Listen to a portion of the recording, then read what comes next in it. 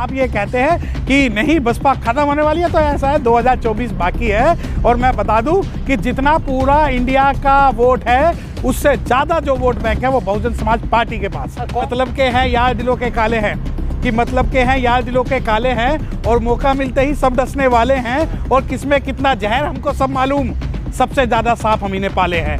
तो ये वो राजनीतिक पार्टी है जिसने सबसे ज़्यादा SC ST OBC को जो है लीडर बनाया। और आज वही मैं आपको बताऊं, मुस्लिम समाज के आज बहुत सारे आप लीडर्स को देख लीजिए जिनका टारगेट एकमात्र जो है वो बहुजन समाज पार्टी है। मैं आपको एक उदाहरण देता हूं, उदाहरण देखिए, एक बहुत बड़ी अभिनेत्री है, अनुसूचित समाज से जो आती हैं, वो पहले मंदिर जाती है, धक्के खाती है, मंदिर में जाने का वीडियो बनाती है, थोड़ी पॉपुलैरिटी मिलती है, बिग बॉस जाती है, बिग बॉस से बाहर आती है, फिर कांग्रेस जाती है, कांग्रेस में धक्के खाती है, और फिर उसके बाद में उन्हें समझ में आता है नहीं नहीं ये मेरी सही जगह नहीं है, मेरी सही जगह तो अपना घर है। उसके बाद इसी के पद चिन्हों पर चलते हुए एक डिप्टी कलेक्टर हैं, डिप्टी कलेक्टर जो है मैडम वहाँ पर है मध्य प्रदेश में, और दुनिया पागल हुई पड़ी है कि डिप्टी कलेक्टर ने जो है क्रांति ला दी, ये कर दिया वो कर दिया। और एक महिला दिल्ली में बैठी हुई हैं, वो भी बहुत बड़ी क्रांति ला रही हैं। अब तीनों महिलाओं की समानता देखिए, इन तीनों महिलाओं के मुंह में बहन जी का नाम लेते ही साथ छाले पड़ जाते हैं। जब डिप्टी कलेक्टर की बात होती है तो वो पार्टी किस में जाती है? कांग्रेस पार्टी में जाती है। और जो दूसरा अर्चना गौतम है वो जाती है कांग्रेस में जाती है। क्यों भाई? आपको लगता है कि बहुजन समाज की जो बहन जी है, बहुजन समाज पार्टी की जो मुखिया, उसे अनदेखा करके आप अपनी राजनीति चमका सकते हो? तो भूल जाओ। क्योंकि मैं बता दूं, ये इसलिए नहीं कि मैं बहुजन समाज पार्टी की बात कर रहा हूं, बल्कि मैं इसलिए आपको कह रहा हूं कि एक बार उत्तर प्रदेश के अंदर अगर आपको दिमाग में थोड़ा सा भी हिस्ट्री जानते हो तो आप लोग तो अंधभक्त हो ना, आप कुछ है थोड़ा ही बसपा में देखिए आपको लगता है कि बसपा में नहीं है और हम अंधभक्त है, तो मैं आपको बता दूं कि बसपा के बिना बहुजन समाज का कोई अस्तित्व नहीं है। अगर आपको लगता है बसपा में नहीं है, हम हैं अंधभक्त, कहिए ना। अरे सारे बहुजन मिशन चला रहे हैं कांग्रेस में जाके, सपा में और बीजेपी में। हाँ तो मैं वही बात कर रहा हूँ ना आपको, बसपा तो जीरो पे है। क्या कारण है? इंडिया और NDA में खलबली मची पड़ी है, और आपको लगा है कि वो सपा में जाके मिशन चला रहे हैं। बिल्कुल चला रहे हैं। जैसे प्रमोशन इन आरक्षण का विरोध आपने किया, जो संत बहुजन संत महापुरुष थे उनके नाम आपने बदले, आप खुला आप चैलेंज करते हो। के साथ क्यों रहे दलित, ये बताइए। नहीं देखिए, आप बसपा के साथ हम भी नहीं कह रहे आप रहिए, हम कह रहे हैं बहुजन मिशन को तो समझिए। आप मिशन कोई बात तो करिए। आप ये कहते हैं कि बसपा में कमियां, मुझे ये बता दो दुनिया की कौन सी पॉलिटिकल पार्टी ऐसी है जिसमें उतार चढ़ाव ना आता हो? दुनिया के अंदर, पूरी दुनिया में, आप तो इंडिया की बात कर रहे हो, थोड़ा बाहर भी निकलो यहाँ से। पूरे दुनिया के अंदर अगर कोई पिछड़े वर्ग की, डिप्राइव्ड क्लास की, डिप्रेस क्लास की महिला ने अगर सबसे ज़्यादा अच्छे तरीके से रूल किया तो बहुजन समाज पार्टी है। आप तो इंडिया को देखते हो, लोकतंत्र जो है शुरू हुआ था इंग्लैंड और यूरोप से, वहाँ भी इतनी जो ताकतवर है महिला नहीं मिल पाई। और आपको लगता है कि बसपा खत्म, और क्यों बसपा से जुड़े? तो भैया ऐसा है, शेड्यूल कास्ट के थप्पड़ मारने पे SP जो है रात को 12 बजे भी इलाके में आता था।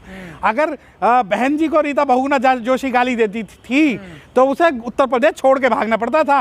अगर महेंद्र टिकैत बहन जी को जाति सूचक गालियां देते थे तो उन्हें भूमिगत होना पड़ता था। तो आपको बता दूं, जो आत्मसम्मान पहचान की जो लड़ाई है ना, जब दिल्ली के अंदर आप घुसोगे, नोएडा में घुसोगे, तो लोग कहते हैं बहन जी ने हाथी बना दिए थोक में, लोग कहते हैं बहन जी ने हाथी बना दिए थोक में। तो मैं कहता हूँ या तो ये स्मारक बनाए बहन जी ने या बनाए सम्राट अशोक ने। और अगर इस भारत के अंदर सम्राट अशोक के बाद कि हमारे जैसे वफादार कम ही निकलेंगे, कि हमारे जैसे वफादार कम ही निकलेंगे, जहां खोदोगे वहां हम ही निकलेंगे। पूरे भारत क्या, पूरी दुनिया में सिर्फ बहुजन समाज पार्टी एकमात्र ऐसी पार्टी है जिसने हर गली, हर चौराहे, हर नुक्कड़, हर जगह पे बहुजन संत महापुरुषों की प्रतिमाएं लगा दी। अब आप ये कहिए कि हॉस्पिटल बनवाइए वहाँ पर, स्कूल बनवाइए वहाँ पर। तो आप जब दिल्ली से निकलते हैं, राजघाट से निकलते हैं, अक्षरधाम जाते हैं, आप वहाँ पर कभी हॉस्पिटल बनाने की बात नहीं करेंगे। परंतु जो काम बहन जी ने कर दिया, बहुजन समाज पार्टी ने कर दिया। कह रहे हैं बहुत दलितों का सम्मान BSP में। नहीं, बिल्कुल है, बिल्कुल बिल्कुल सम्मान है। सम्मान का जो वर्तमान लेटेस्ट उदाहरण है वो आप अर्चना गौतम के कांड से और डिप्टी कलेक्टर निशा बांगरे के कांड से समझिए ना। और अगर आपको ये नहीं पता, नहीं गौतम का नहीं, आम आदमी पार्टी में सम्मान नहीं है। नहीं देखिए, वो आप RSS की बात ना करें, पहले मैं कांग्रेस की आपसे बात कर लूं। तो आपकी जो मेमोरी और शार्प कीजिए कि बाबू जगजीवन राम जी जब प्रधानमंत्री बनने वाले थे तो उनके साथ क्या किया गया था। उसके बाद में दिल्ली के अंदर जो चौधरी प्रेम सिंह जो है कांग्रेस के कद्दावर लीडर थे, आज उन्हें खत्म कर दिया गया है। अब आपने एक नाम लिया कि क्या वो कद्दावर नेता नहीं है? अगर आप राजेंद्र पाल गौतम जी के व्यक्तिगत तौर पे बात करना चाहते हैं नहीं, उनका सम्मान नहीं है आम आदमी पार्टी में। हाँ, सम्मान है ना। 22 प्रतिज्ञा कहने पे निकाल दिया गया, 22 प्रतिज्ञा कहने पे उन्हें जो है पार्टी से निकाल दिया गया, और उसके बाद ना तो उनके साथ किसी भी पार्टी के व्यक्ति ने इस्तीफा दिया, ना ही बहुजन समाज के जो मिशनरी अपने आप को मानते हैं उसने किसी ने भी इस्तीफा दिया। मुझे आप एक बात बता दो, पूरी दिल्ली के अंदर, पूरी आम आदमी पार्टी के अंदर किसी ने राजेंद्र पाल गौतम के अलावा, क्या राजेंद्र पाल गौतम के समर्थन में या 22 प्रतिज्ञाओं के समर्थन में आम आदमी पार्टी के किसी भी कार्यकर्ता ने क्या इस्तीफा दिया? परंतु वो इस्तीफा नहीं दिया गया, क्योंकि आपको ये लगता है कि नहीं आम आदमी पार्टी बहुजन, मैं दिल्ली की आपको बात करूं कि अगर जितना दिल्ली के अंदर अगर शेड्यूल कास्ट में सबसे ज़्यादा किसी ने प्रत्यक्ष रूप से अत्याचार किया है तो ये आम आदमी पार्टी ने किया है।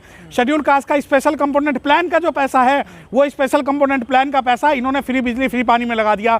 बच्चों की जो स्कॉलरशिप है, शेड्यूल कास्ट बच्चों की, ये स्कॉलरशिप खा गए। बच्चों के जो सरकारी स्कूल है, एक स्कूल को डेंटिंग पेंटिंग करते हैं और 99% स्कूलों में से जो इन्होंने साइंस स्ट्रीम और कॉमर्स स्ट्रीम खत्म कर दी, वो इसलिए की है ताकि डिप्राइव्ड क्लास और डिप्रेस क्लास की कम्युनिटी का जो बच्चा ना पढ़ सके। और आज जो अपने आप के पीछे जो बाबा साहब का फोटो लगाते हैं, 9 साल से सरकार चला रहे हैं, वो कह रहे हैं हम सच्चे अम्बेडकर वादी है। तो मैं एक बात बता दूं, अभी तक 14 अप्रैल की छुट्टी इन्होंने गजेटेड नहीं की है। और मेरा तो निवेदन भी था राजेंद्र पाल गौतम से, और अब मैं निवेदन करता हूं राजकुमार आनंद से कि आप ये कहते हो कि आप सबसे बड़े मिशनरी आदमी हो, तो हाथ जोड़ के निवेदन है, कम से कम 14 अप्रैल को एक गजेटेड हॉलीडे तो आप डिक्लेयर करा दो।